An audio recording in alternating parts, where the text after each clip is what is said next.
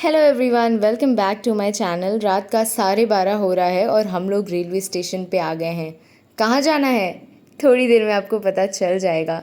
तो Indian railway हमेशा अपने टाइम पे है और 8:45 वाली ट्रेन 12:30 में आई। हम लोग चढ़ गए ट्रेन में, आराम से अपनी अपनी सीट लेके सो गए और अगली सुबह जो टाइम था 8:45 हम लोग पहुँचे, बस थोड़ा सा लेट 12:30 बजे, thanks to Indian Railways. Anyways हम लोग पहुंच चुके हैं। Any guesses? No need to guess. हम लोग आ चुके हैं वाराणसी जंक्शन। सो ये हमारा एक दिन का ट्रिप होने वाला था और अब बिकॉज ऑफ इंडियन रेलवे सिर्फ आधा दिन का ट्रिप होने वाला है। सबसे पहले हम लोगों को जाना था अपने होटल में, जो कि है दशाश्वमेध घाट से बस पास में ही। उसके लिए हम लोगों ने ले लिया ऑटो और प्लान कुछ ऐसा था कि मम्मी पापा और बुआ को कुछ काम था तो वो लोग अपना काम करने जाएंगे और मैं और सट्टी पूरा बनारस घूमेंगे, लेकिन अकेले नहीं, क्योंकि there is a friend of mine जो कि यहाँ पे रहता है and he is free today. तो उसने बोला है कि वो हमें पूरा बनारस घुमाएगा। तो चलिए सबसे पहले तैयार होते हैं और हम सब मिलके साथ में वाराणसी घूमते हैं।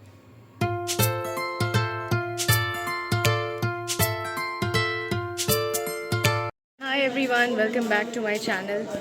हम लोग हैं बनारस में और अभी हम लोग जा रहे हैं सारनाथ टेम्पल। हम और सट्टी हम दोनों जा रहे हैं। चलिए चलते हैं और फिर बात करते हैं। ओके, हम लोग ऑलरेडी लेट हो चुके थे तो हम लोग जल्दी से तैयार हुए और निकल गए टू सारनाथ। सबसे पहले तो हम लोगों ने एक रिक्शा लिया अपने होटल के पास से टू ऑटो स्टैंड। उसके बाद वहाँ से हम वाराणसी जंक्शन गए और वहाँ से गए बोजूवीर। वहाँ पे मेरा फ्रेंड आया था अपने भाई के साथ और हम लोग गए सारनाथ। तो यहाँ धमेक स्तूप में एंट्री करने के लिए सबसे पहले तो यहाँ पे स्कैनर लगा था, वो स्कैन किया और वहाँ पे 25 रुपये पर पर्सन पे किया। 5 रुपीज़ फॉर दिस एरिया और 20 रुपीज़ फॉर आर्कियोलॉजिकल म्यूज़ियम। तो ये जो धमेक स्तूप आप देखेंगे अभी, वो इसलिए फेमस है क्योंकि at the age of 35 years Buddha यहाँ पे आए थे और उन्होंने अपना पहला उपदेश यहीं पे दिया था, इसीलिए ये जगह फेमस है। तो यहाँ आना तो बनता था।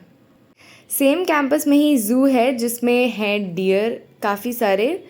हम लोग वहाँ गए पास में और बहुत सारे डियर पास आने लगे तो हम लोगों ने पानी भी उनको पिलाने का कोशिश किया, क्योंकि वो ऊपर ऐसे देख रहे थे, बट हाँ कितना ही पानी उनके मुंह में चला जाएगा।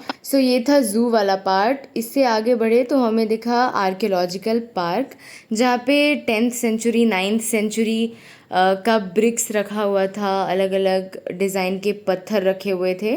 तो वो सब हम लोगों ने देखा। फिर हम लोग गेट से बाहर निकले और गए महाबोधि सोसाइटी टेम्पल, जो कि one of the ancient temples है इन इंडिया, जो कि गुप्ताज पीरियड के टाइम पे बनवाया गया था। पूरा ब्रिक का बना हुआ है ये और काफ़ी सुंदर दिख रहा है।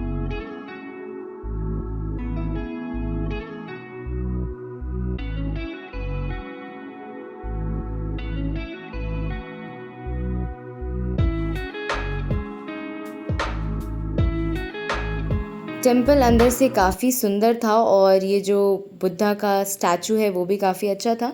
इसके चारों ओर बुद्धा के लाइफ से रिलेटेड जो भी हुआ था वो सब का तस्वीर बनाया हुआ था।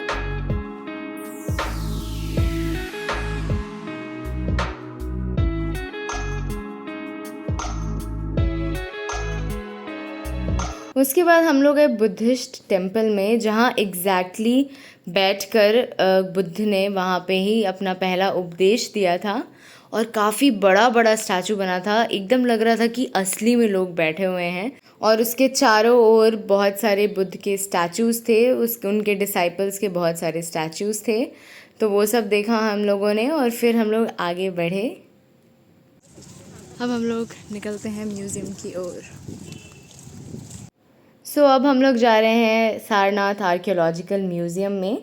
सब आस पास ही हैं, तो अगर आप सारनाथ आ गए तो आप बहुत सारी जगह पे घूम लेंगे आराम से।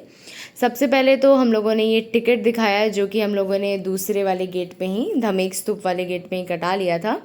और आर्कियोलॉजिकल म्यूज़ियम काफ़ी बड़ा और सुंदर था। सबसे पहले हमें घुसते ही वहाँ पे फ़ोन सबमिट करना था और हम लोगों ने फ़ोन सबमिट किया और जब अंदर गए तो हमने देखा कि लोग अपना फ़ोन छुपा छुपा के लाए थे। इनफैक्ट अंदर कहीं भी नहीं लिखा था कि फ़ोन इज़ नॉट अलाउड, हर जगह बस ये लिखा था कि शोर अलाउड नहीं है, शोर नहीं करना है। तो अगर आप जा रहे हैं तो आराम से फ़ोन छुपा के ले जाइए, कुछ भी नहीं होगा। तो वो हम लोगों ने देखा, काफ़ी पुराना पुराना 9th सेंचुरी 10th सेंचुरी का सामान था, किससे खाना पकाते थे और किस मटके में खाते थे, किस मटके में पानी भरते थे, छोटा छोटा मटका था, बहुत अच्छा था, वर्थ रिकॉर्डिंग था, पर अफसोस रिकॉर्ड नहीं कर पाए। एंड लास्टली हम लोग गए थाई टेम्पल, जो कि काफ़ी सुंदर था। ये कमल का फूल का पत्ता था, ये सारा कमल नहीं खिला था पर पत्ता था उसका, और अंदर से काफ़ी सुंदर सा था। ये था स्टैचू बना हुआ। सो ये हम लोगों ने देखा और फिर हम लोग निकल गए BHU की ओर। वैसे हमारा प्लान था कि हम लोग नमो घाट भी जाएंगे, बट अनफॉर्चुनेटली वो बंद था। वो सिर्फ टूरिस्ट्स के लिए अलाउड था, जो भी विदेशी आ रहे थे उनके लिए। तो हम लोग बिना लेट किए हुए चले गए BHU में, जहाँ पे मेरा फ्रेंड पढ़ता है। तो उसने हमें बहुत सारा हॉस्टल्स दिखाया, बहुत कुछ बताया, जैसे कि हर डिपार्टमेंट का अलग अलग हॉस्टल्स है, और हॉस्टल के जस्ट ऑपोजिट उस हॉस्टल वालों के लिए ग्राउंड है, प्ले ग्राउंड, जहाँ पे वो लोग खेलते हैं। तो जनरली एक कोर्स वाला दूसरे के प्ले ग्राउंड में नहीं जाता है, अगर जाए तो लड़ाई वड़ाई हो सकता है। Okay, so those of you जिनको नहीं पता है, BHU का full form it's Banaras Hindu university, और इसकी स्थापना मदन मोहन मालवीय द्वारा की गई है। सो स्टोरी ये है कि मदन मोहन मालवीय एक विश्वविद्यालय की स्थापना करना चाहते थे, तो उन्होंने काशी नरेश से कुछ ज़मीन मांगा। तो काशी नरेश ने ये कहा कि तुम शाम तक जितनी भी ज़मीन पे चल लोगे उतना पूरा ज़मीन तुम्हारा, और उसमें तुम विश्वविद्यालय की स्थापना कर सकते हो। तो सुबह से मदन मोहन मालवीय जी ने घूमना शुरू किया, और शाम जब होने लगी तो उन्हें रियलाइज़ हुआ कि वो एक पूरा सर्कल कंप्लीट नहीं कर पाएंगे, थोड़ा सा बच जाएगा। तो उन्होंने वहीं से कट कर दिया और स्टार्टिंग पॉइंट तक पहुंच गए शाम तक। सो जो आप मैप देखेंगे BHU का, वो ऐसा ही है, सेमी सर्कल नहीं, बट थोड़ा सा ऐसे कटा हुआ दिखेगा आपको। सो हम लोग BHU गए, वहाँ पे हम लोगों ने लंच किया, काफ़ी अच्छा था वहाँ के रेस्टोरेंट में लंच। और फिर हम लोग गए विश्वनाथ टेम्पल देखने के लिए। तो चलिए, और आप भी मेरे साथ देखिए।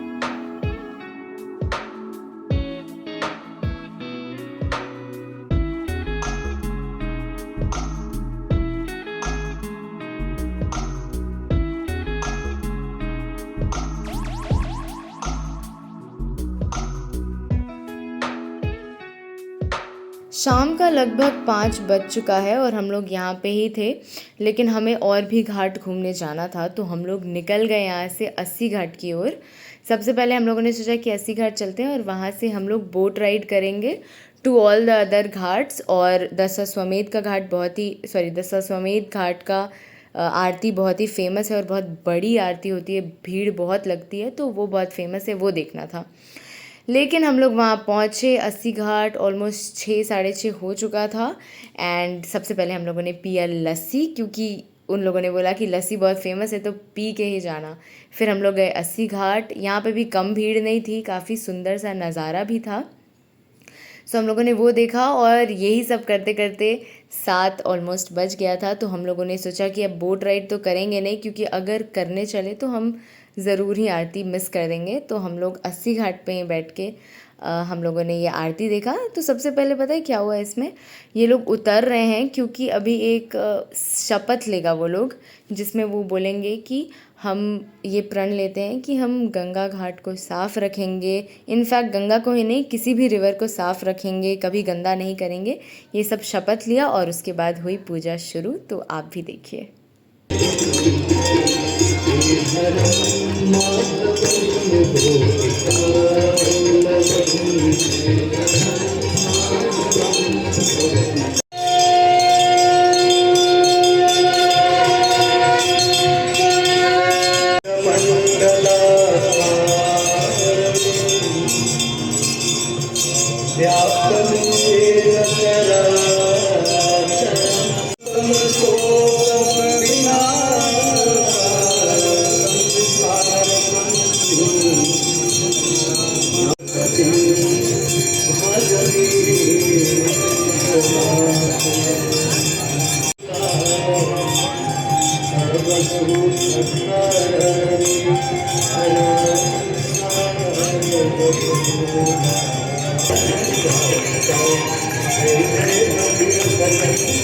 The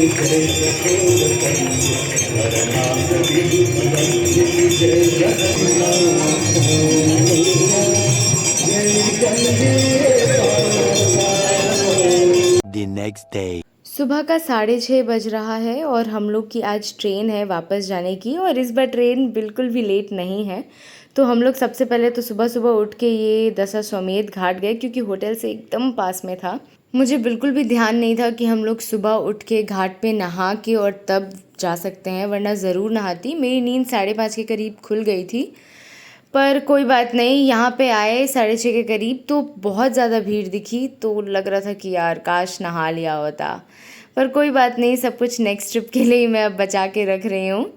सो हम लोग यहाँ पे गए थे गंगा जल लेने के लिए, तो हमने गंगा जल लिया और उसके बाद फिर वापस आने लगे। और रास्ते में हमें एक मंदिर दिखा, तो हम लोगों ने वहाँ पे अपने सर पे ये वाला टीका लगवा लिया। लौटते वक्त हम लोगों ने ये टीका लगवा लिया। अब जा रहे हैं वापस होटल, क्योंकि आज हमारी ट्रेन है और हम लोग लेट हो जाएंगे। सो अब हम लोग जा रहे हैं वापस मोतिहारी। फिर से निकल गए हैं स्टेशन की ओर। सो की टेक अवेज़ अगर बोलोगे तो मैं ये बोलना चाहूँगी कि काफ़ी प्योर वाइब है यहाँ की। तो यहाँ आके 2-3 दिन रहना तो बनता है, और हर जगह, हर घाट, हर मंदिर घूमना ज़रूर बनता है। प्लस एक और इम्पॉर्टेंट चीज़ कि गर्मी के टाइम में मत आना, बहुत गर्मी होती है। Thank you so much for watching.